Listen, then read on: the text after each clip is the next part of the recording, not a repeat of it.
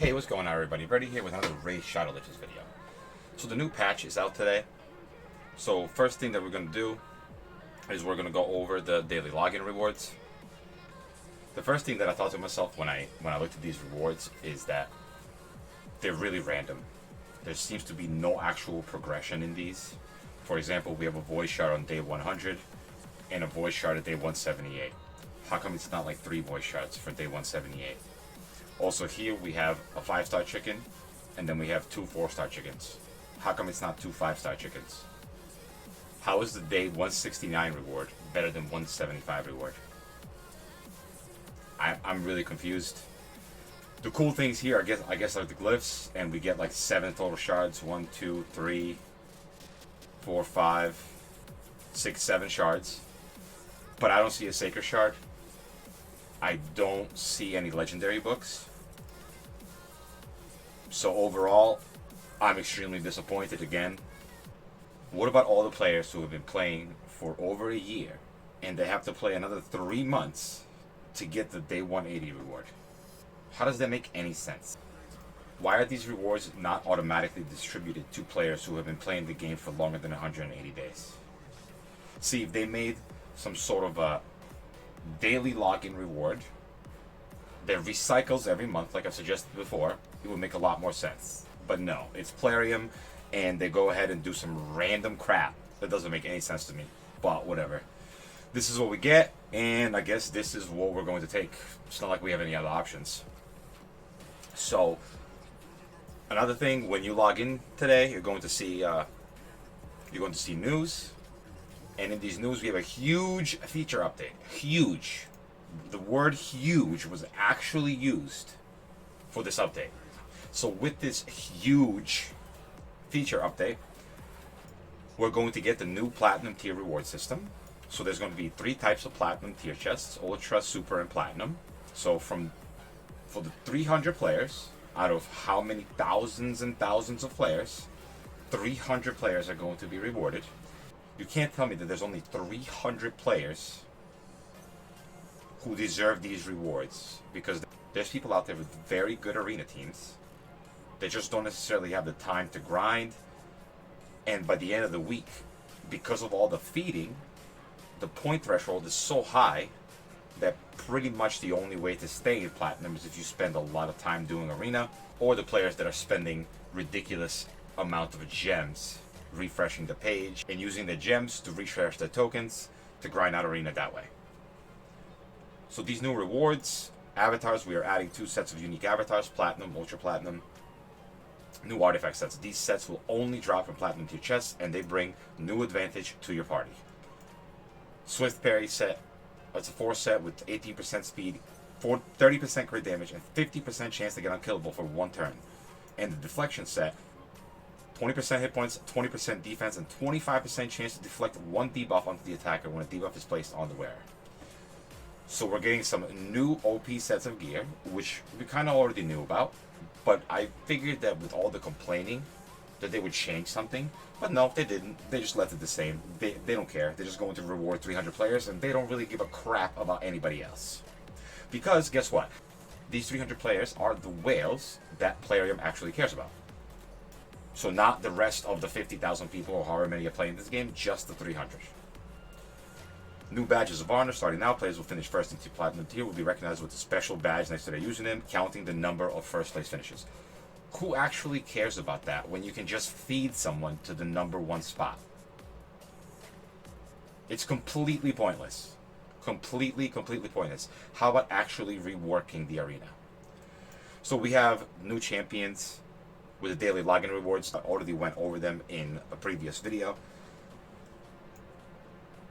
We're also getting a new champion for St. Patrick's Day, which is going to be a new fusion. That's normal. That's to be expected. Gold Battle Pass level indicator. This will now be displayed in the chat, the arena, the Bastion, as well as Clan and Clan Boss interfaces. Please note that this indicator will be only displayed on the icons for those players who have acquired a Gold Battle Pass. They did some champion rebalancing and fixing. Also, multiple skills that prevent the target from reviving were fixed and work now as intended when War Master or Giant Slayer Masteries are activated. Here's the list of champions and their effective skills. Rotos, Bloodgorged, Inithwe, Occult Brawler, Maeve, Excruciator, Painsmith, Beast Wrestler, Conqueror, and Armiger. Due to significant recent balance changes, we reset the ratings for the following champions: Yannica, Angar, Cythalia, and Shamrock. Also fixed the Septimus AI, which I am pretty excited about, because I like using Septimus. His AI was so bad that he was not usable really on auto, on clan boss, or anything like that. So this kind of does open up a cool few things. They also fixed the clan boss damage display, fixed completion notification for quests, challenges, battle pass quests, fixed how the weaken debuff is displayed in the battle info pop-up, fixed how the strengthen buff is displayed in the battle info pop-up. You guys can pretty much read the rest of this, but there are a couple of quality of life changes, but definitely nothing huge here, right? We have a couple of champions that got their skills fixed and not work as intended, meaning that they didn't work as intended before. So that's just a mistake that they're fixing. We're getting new champions that we obviously needed more of.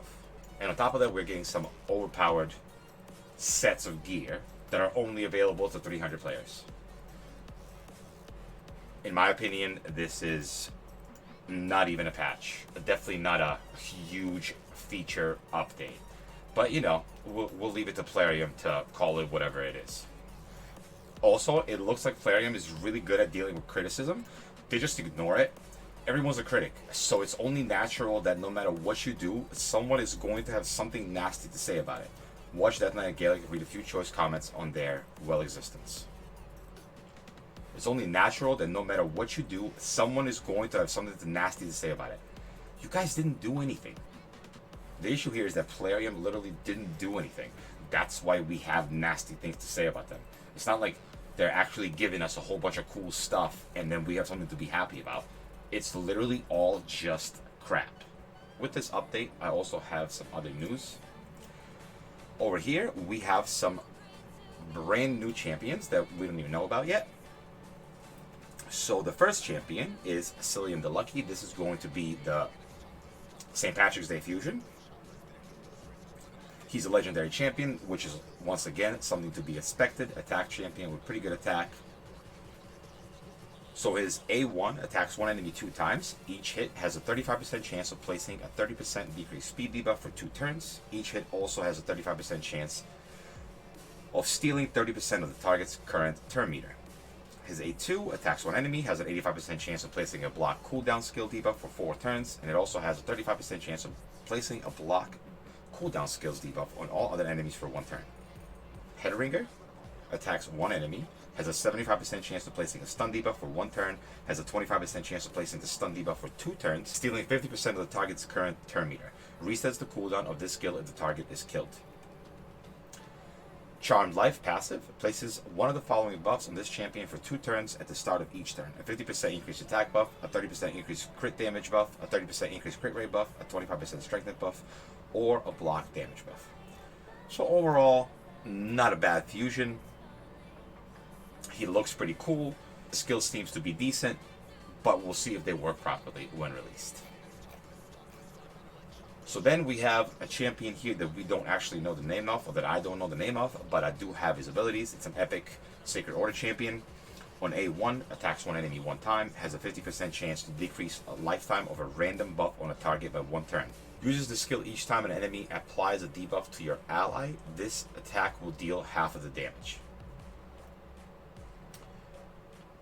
A2 attacks one enemy 3 times, ignores 25% defense plus additional 25% for each buff on self. This attack kills the target, places Fear 2 on all enemies for 1 turn with a 100% chance.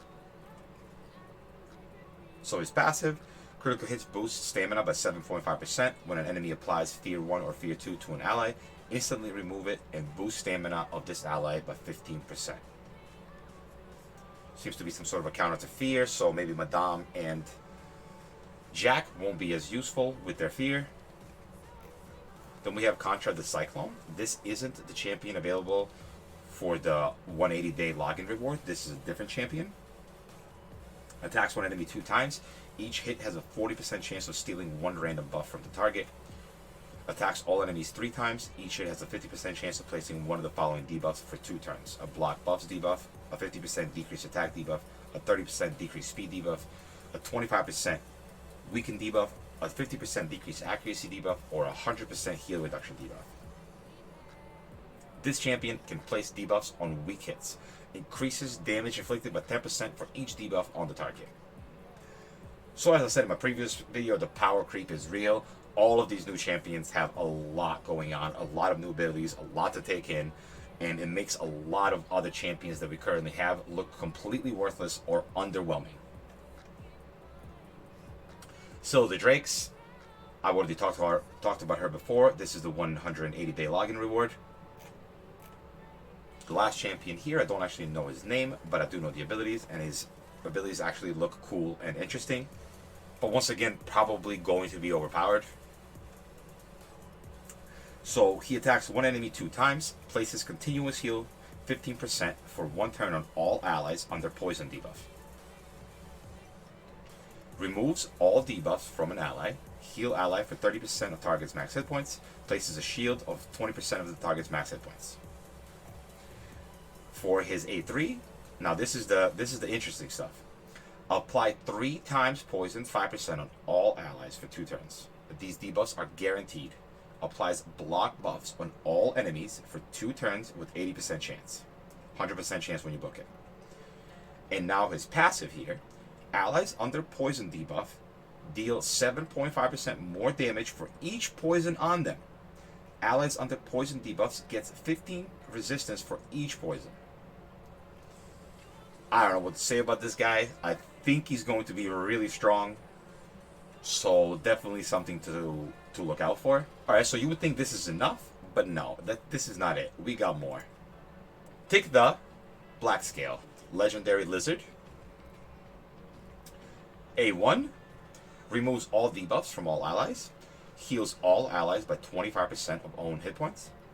If a debuff was removed from an ally, places a continuous heal for 2 turns on that ally. 15% continuous heal for 2 turns on that ally. Ravenous Assault attacks all enemies, heals by 10% of the damage inflicted. Attacks all enemies, dealing damage equal to 50% of this champion's hit points, has a 50% chance of placing a sleep debuff on all enemies for 1 turn. This attack always lands as a normal hit. Then over here, we have a dwarf. I'm not sure exactly what his name is or anything like that, but it seems that one of his skills places a 50% attack buff on all allies and also fills the allies' turn meter by 25%. This seems very, very good, and dwarves did need something like that, so that's not necessarily bad. It is an epic dwarf support champion. Then we have another lizardman here. Nazamok is an epic defense champion.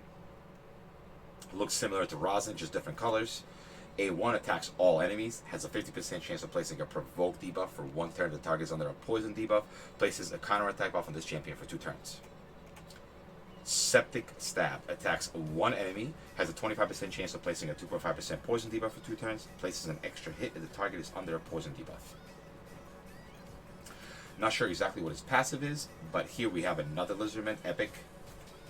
So with this champion, right here, these skills seems to be related to the first lizard, because you see how the skills are aligned.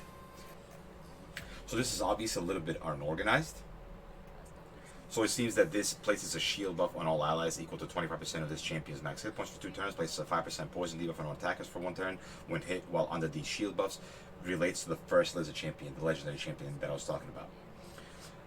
And these skills right here seem to be related to the other Rosin looking like champion. So when attacked, there's a 50% chance of placing a 5% poison debuff on the attacker. Receives 15% less damage from enemies under a poison debuff.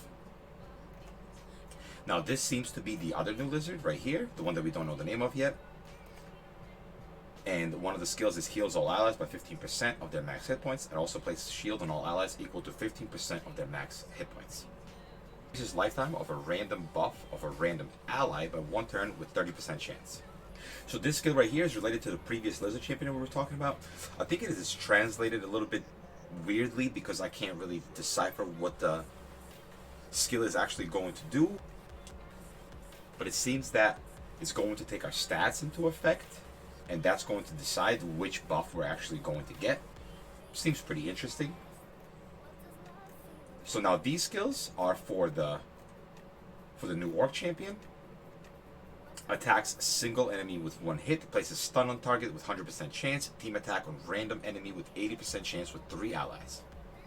So it guaranteed stun someone and then does an ally attack. Then we have attacks single enemy with 1 hit, places shield on most injured ally. Shield is equal to 10% of producer's max hit points for 2 turns. And then A3 here, before attacking, increases attack 50% on all allies for 3 turns. And then before attacking, increases critical chance 30% on all allies for 3 turns. There's also another legendary orc champion. Attacks all enemies 1 time. Damage self for 50% hit points. It can kill the producer. Places 2 continuous heal 15% buffs on self for 2 turns. So A2 probably here, revives self with 50% hit points and full stamina if this hero is the only one dead hero in the team. Works only if the team contains 4 or more heroes. Attacks 1 enemy 1 time, heals self for 10% of max hit points, gets extra turns if the target is killed. Damage based on attack. So this last skill here, we have damage self for 50% hit points. This can't kill the producer. And even hit points with an enemy. Doesn't work on bosses. So this means you can get them really, really low, and they get somebody else on the enemy team really, really low, regardless of what health or buffs or anything they have, because there doesn't seem to be any restriction to it. And over here, there's another epic orc. He attacks all enemies with 1 hit, places bomb with 50% chance for 3 turns. Places an increased attack for 3 turns, gains additional turn, detonates all bombs. Attacks single enemy with 1 hit, places stun for 2 turns. And then here we have Dark Elhain skills that you guys can take a look at inside the game. And this seems to be that dwarf that I was talking about earlier. One of his skills is that he boosts by 25% and places increased attack up to everyone.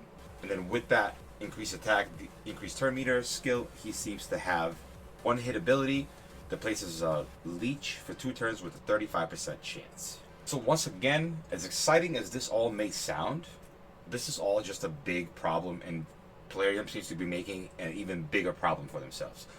We didn't get any champion storage. We don't have enough room for the current champions between the inventory and the vault. And now this is 13 new champions, including the ones that we got with the 180-day pass, that they're putting into the game, and there's once again no news about any actual content. Just champions, champions, champions. Like, they designed 13 new champions instead of giving us new content. And with all these deals that are popping up in this store right now, we're getting a bonus void pack, special offer pack. It makes me think that we're getting a double void chance. So we're just going to get more champions released so we can summon more champions into our imaginary inventory space. I really want to be excited about new champions, but this is exactly what we have been saying not for Plarium to do. Don't give us more champions. Give us more content. Give us something to do with these new champions. And there you have it, everyone. A huge new patch with a bunch of leaked new champions and no actual content. I'm really hoping for a turnaround, and I really don't know what else to say about it except that I hope that there's a change. That's it. I think that's going to do it for today's video, guys. I'll see you on the next one. Peace.